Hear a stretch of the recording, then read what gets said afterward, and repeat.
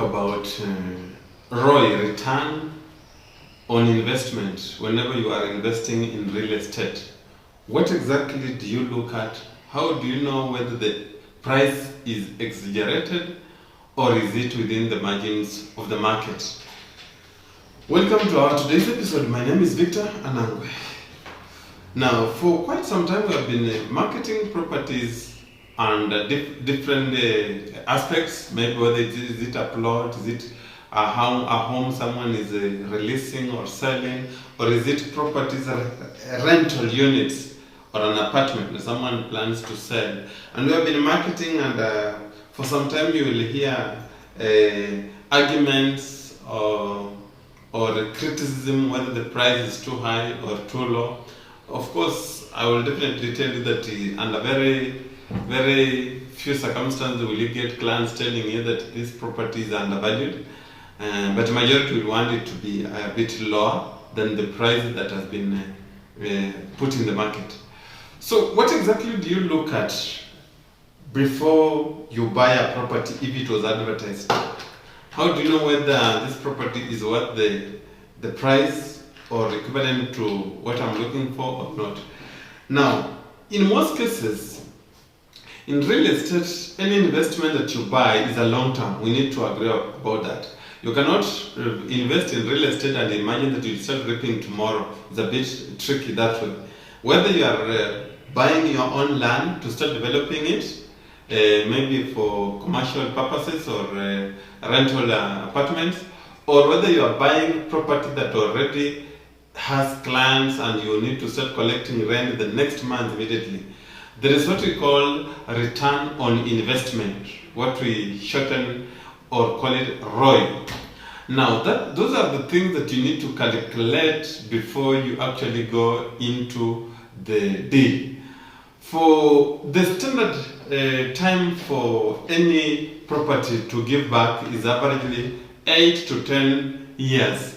But if the property is lucrative enough for you and you like it, then you might extend it to maybe averagely by 2 years. Let's say maybe 12 years it should have given you back and you should start earning. So when do we actually say that the return on this investment or the property has started giving you the profit? A good example is here: you buy property. A property is worth 10 million. Let's say, assume it's an apartment or rental units, and the person is selling the rental units at average of 10 million. So when you say that I have broken even, or you are breaking even this investment to start giving me returns, this is where a situation where you should be able to start earning from this property a minimum of 8 years and a maximum of 12 years.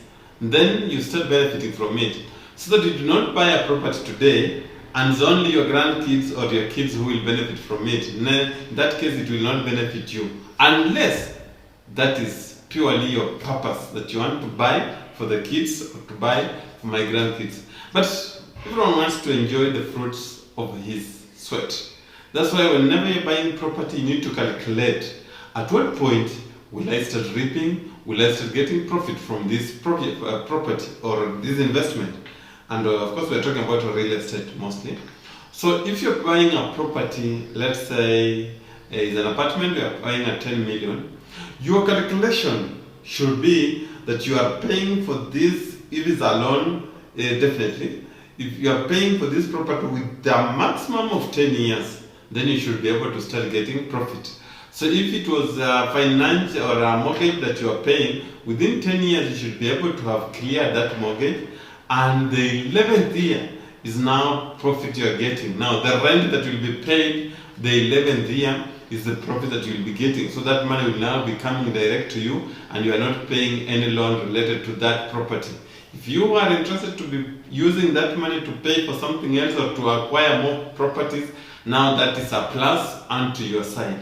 However, the property should have given back its money and should have started giving you something on top as a profit. That's now what we refer to as return on investment.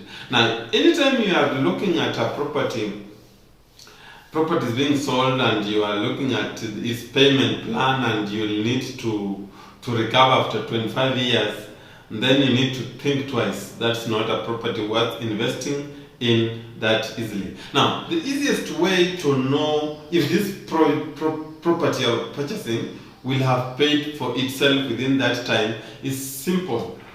Let's say, for example, you have a property, let's say an apartment. It has 10 units. Each unit is going at 15,000. So averagely, you are getting 150,000 per month. Now, you need to calculate and say, if I'm getting this 150,000 per month, within 10 years, I should be able to have recovered all that money using this amount that comes from this property. So using this rent, I should be able to pay for that loan. Whether you are getting it from your payslip or anywhere else, but that amount should be able to be recovered from this property that you are buying, especially if it's a property that is commercial, that needs to be rented out so that it has some collection of income at the end of the month, more rent. Now, if it's a property that is just maybe a luxury home or whatever, it's just a home, let's say you bought a home at 6 million, the idea here is you should be able to pay that amount maybe before your retirement. So that you don't go into your retirement and then you are still using pension to pay for this mortgage. That's actually a very wrong calculated move. So whenever you are doing any real estate investment, you need to calculate, first of all, how long will I take to clear this loan. That's where you also need to be very keen on which entity are you getting the mortgage or getting the loan from. Is it a SACCO? Is it a bank? Is it a microfinance? Is it a credit SACCO? What are their interest rates? How clear are they on paper? Rather than waiting for you when the loan is not yet moving, you go to talk to them and then they will tell you, did you read this article, did you read this article? They need to be very clear. You need to talk to institutions that are very clear on how you will be paying your loan back or your mortgage, so that you can easily calculate yourself even with a simple smartphone. You can easily say, I'll be finishing my loan in 2028 November. And if I've missed, I defaulted 2 months, I will just move those 2 months instead of November, it will be December or something like that. So, if there are any penalties, they are very clearly elaborated. Don't just buy property because it looks nice and then at the end of it all, it gets to frustrate you. You are wondering whether this thing will ever benefit you. Sometimes it's good to invest for the kicks, but sometimes not everybody will appreciate actually your sweat. You will buy property, and when you transfer it to your kid, 3 or 4 years later, he will have sold and squandered the money. When you are still alive, actually. That's the most painful thing that you will ever realize. And then you will be like, why was I even saving for them? So save something that will benefit you, yourself first. Then from there, the kids will also just benefit from it. Through maybe inheritance or through when you give up, say, I'm no longer now interested to run this property in Kakamega. Now so and so, you'll go and take over that property and manage it. That's how they will benefit. But you cannot buy something purely so that you service until you are old age, you get tired, and so by the time you get tired is when now you start reaping, and then your kids come and then they take it and take over. It's more that you are handing over property without the happiness that it deserves, with a lot of regrets. So you need to have property that you will enjoy. Now that's why we are offering so many of our plots, our properties at a very cheaper price so that you can afford. Many circles today, they can lend you money, and we're actually mostly targeting these young people where circles can give you up to 3 to 5 times what you are actually saving. That's why we encourage many people to go for these circles. We have housing circles like Cusco and Stima Circle, Police Circle, and so many other circles that are actually in existence. And if you save with those circles, they will actually give you some amount 3 times what you have saved. So if we are marketing a property, let's say 400,000, a SACCO can manage to give you up to 350,000 if you saved a paltry 100 or 150,000 shillings. That is 3 times. Then you can secure that property. You can either pay for that property entirely or pay 300, whatever remaining like 100k. We shall give you some 6 months to maybe clear it systematically or gradually. That's how well you get the money. Some people have been asking, where do I get money? I wish I am praying to my God. Yes, you pray to your God, but you read books, you listen to financial tips, you look for where people are getting money. Interact with people who are buying properties, ask them, how are you buying properties? You cannot just wish that I will ever wish. You must walk out of your shell, out of your comfort zone for you to be able to acquire these properties.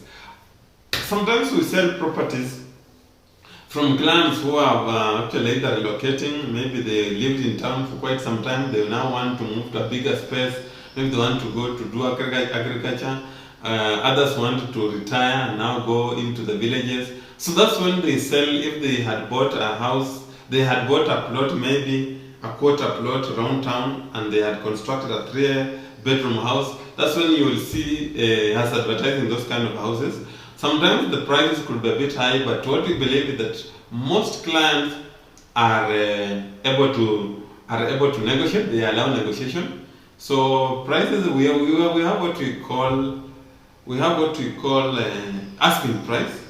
Asking price is never the last price, and asking price is what most people will tell you that it is a price ya broker. They say ya broker. But in the real sense, actually, it's usually the owner who has given that price. But this is usually negotiable. So that's the best way that you can always invest. Thank you. I'm Victor Anangwe.